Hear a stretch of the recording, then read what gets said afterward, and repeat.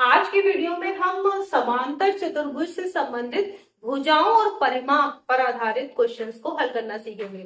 इससे पहले वाले वीडियो में हम समांतर चतुर्भुज की विशेषताओं और कोणों पर आधारित सामान्य, मध्यम और कठिन स्तर के क्वेश्चंस को कर चुके हैं। तो चलिए आज भुजाओं और परिमाप पर आधारित प्रश्नों को हल करना सीखते हैं। तो पहला क्वेश्चन लेते हैं। एक समांतर चतुर्भुज की दो लगातार भुजाएं, लगातार का मतलब आसन्न भुजाओं की बात हो रही है, 12 सेंटीमीटर और 7 सेंटीमीटर है, इसका परिमाप निकालना है। तो आप अगर एक समांतर चतुर्भुज बनाए, चित्र से ज्यादा क्लियर होता है। मान लीजिए ये मैंने ए बी सी डी एक समांतर चतुर्भुज बनाया और उसमें भुजाएं 12 सेंटीमीटर ये और 7 सेंटीमीटर हमने ये ले ली। तो समांतर चतुर्भुज की विशेषता आप जानते हैं कि आमने सामने की भुजाएं समांतर और बराबर होती हैं। तो ये वाली 7 होगी तो ये भी 7 सेंटीमीटर, ये 12 तो ये भी 12 सेंटीमीटर।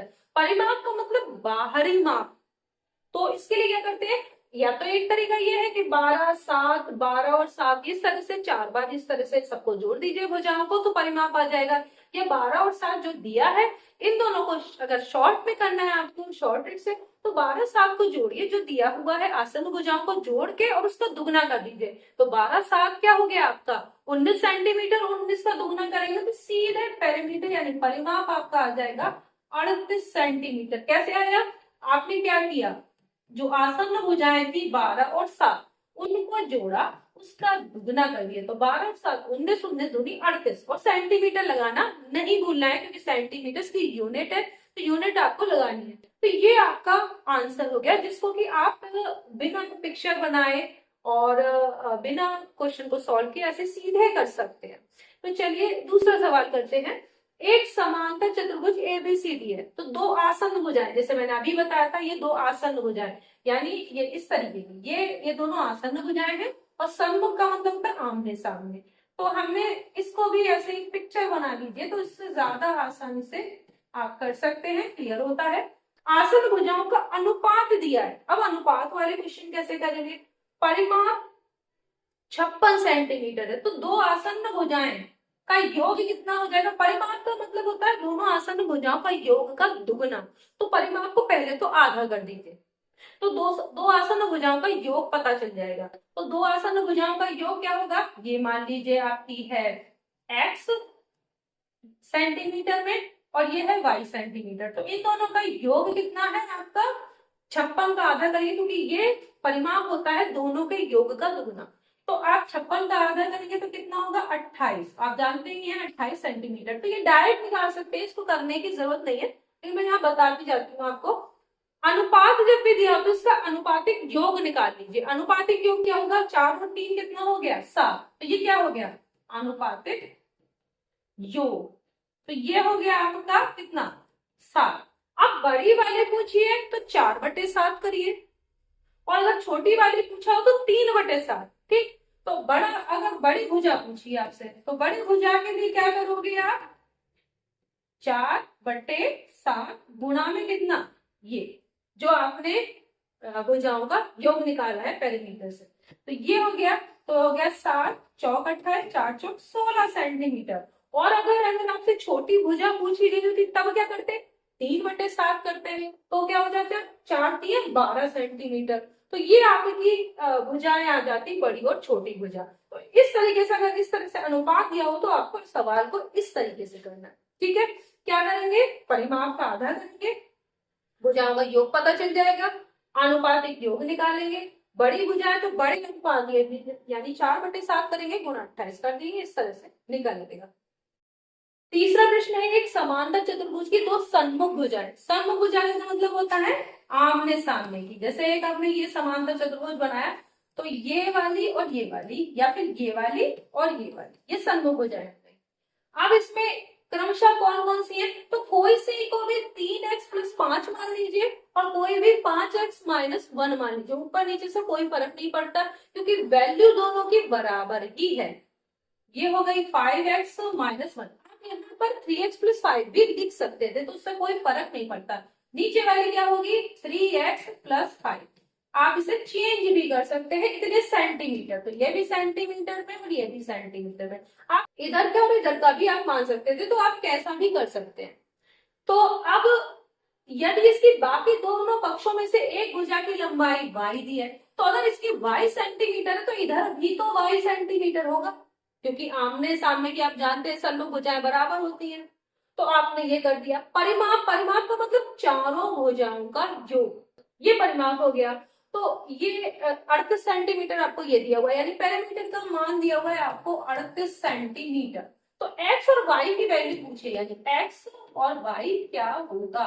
तो आप सबसे पहले तो x निकाल सकते हैं। कैसे निकालेंगे, ये और ये दोनों बराबर होगा, क्योंकि ये समूह हो जाएंगे तो बराबर होंगे। तो जब आप रखेंगे 5x माइनस 1 बराबर 3x प्लस 5, अब ये रख दीजिए।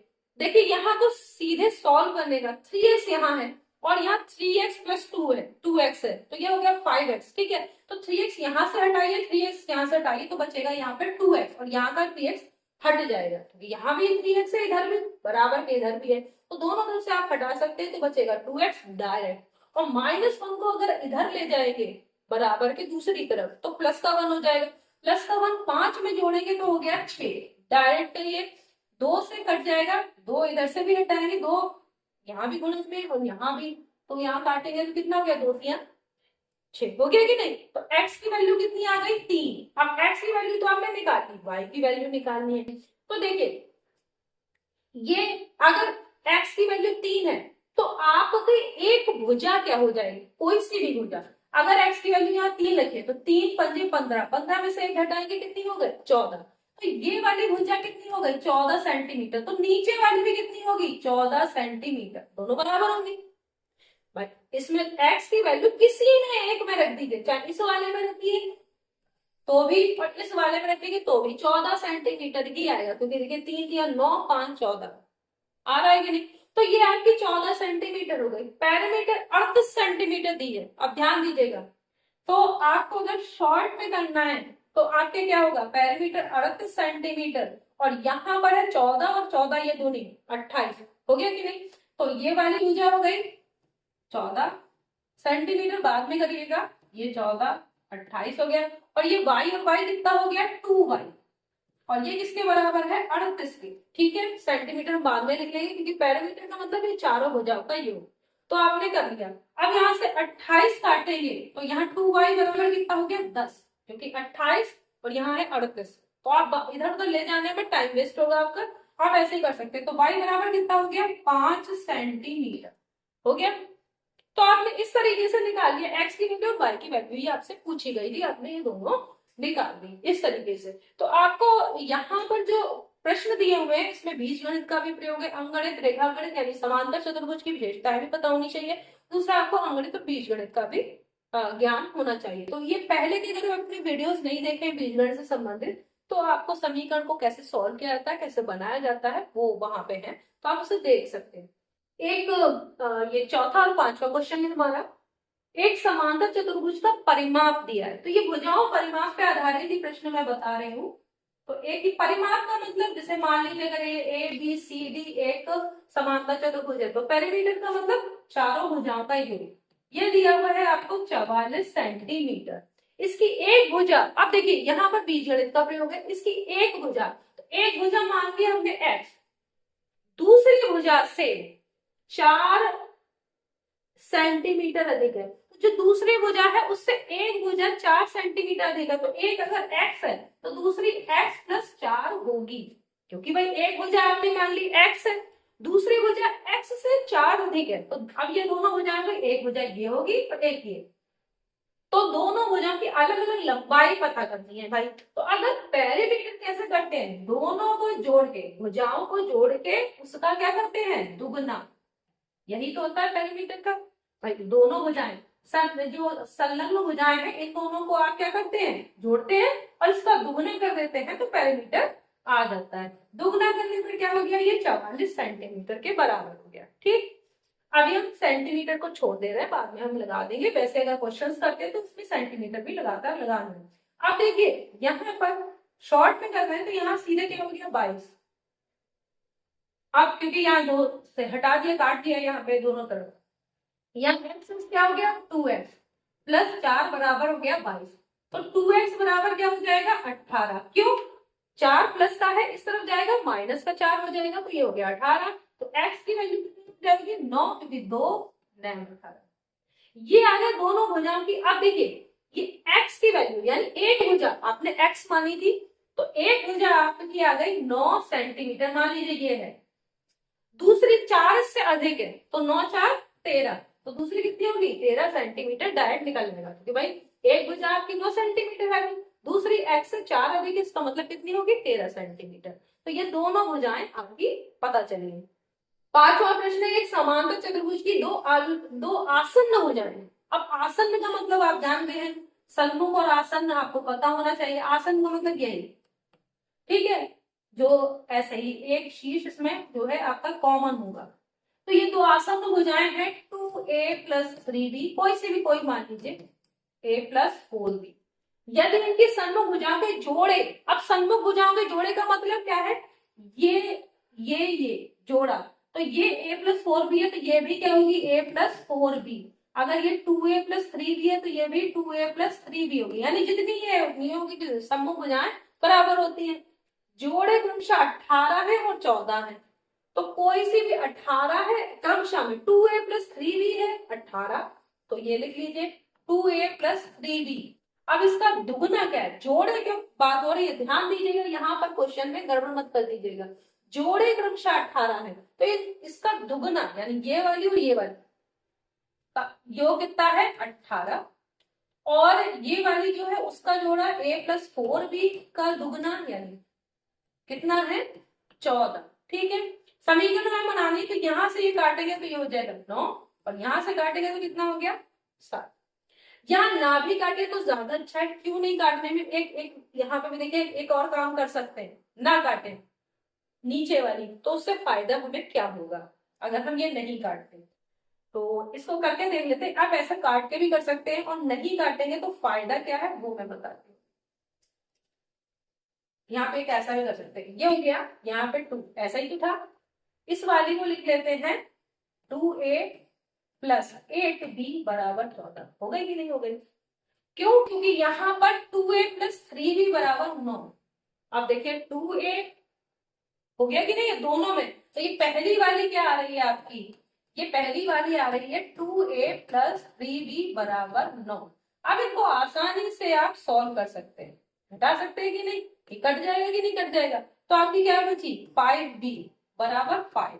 तो b की वैल्यू क्या हो गई 1, क्योंकि दोनों तरफ 5 है, कैंसिल हो जाएगा, आपकी b की वैल्यू आ गई। तो देखिए यहाँ पे अगर नहीं काट के सीधे गुणा कर दी तो भी आसान है, क्योंकि हमें ये करने की जरूरत ही नहीं है। अब b आ गया आपका, b की वैल्यू आप किसी में भी रख दीजिए तो a की वैल्यू आ जाएगी नहीं आ जाएगी।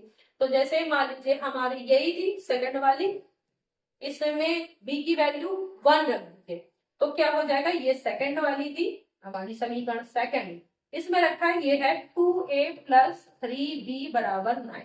वैसे तो आप डायरेक्ट भी कर सकते हैं, क्योंकि 3 का 3 ही रह जाएगा जब b का वैल्यू 1 रख देंगे, और 3 ये इधर जाएगा तो कितना हो जाएगा 3 माइनस का हो जाएगा, तो ये कितना हो जाएगा 9 में से 3 गया 6 बचेगा कि नहीं, 6 किसके बराबर होगा 2a के बराबर, तो a बराबर कितना हो गया 3, डायरेक्ट निकल रहा है। लेकिन अगर आप नहीं कर पा रहे तो 2a प्लस 3 इंटू 1 बराबर 9 हो गया।